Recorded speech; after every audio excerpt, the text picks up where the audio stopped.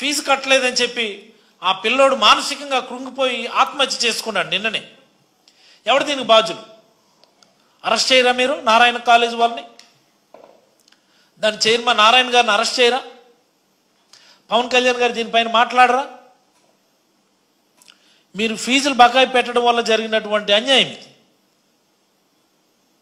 అమ్మఒడి అందరి పిల్లలకి ఇస్తానని చెప్పి ఇవ్వకపోవడం వల్ల జరిగినటువంటి అన్యాయం ఇది.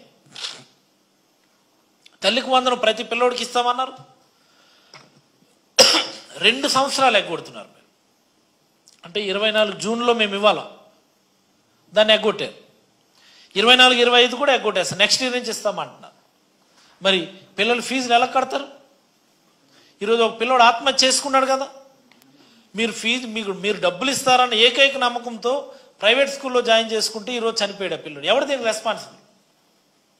ఎవరి మీద యాక్షన్ తీసుకోవాలి? ప్రభుత్వం దీనికి రెస్పాన్సిబుల్ కాదా? వేధించినటువంటి యాజమాన్యం దీనికి రెస్పాన్సిబుల్ కాదా? దాని చైర్మన్ నారాయణ గారి మీద చర్యలు తీసుకోవాల్సిన అవసరం ఉందా లేదా? ఏం పవన్ కళ్యాణ్ గారు దీనికి కూడా సారీ చెప్పండి అంటారేమో,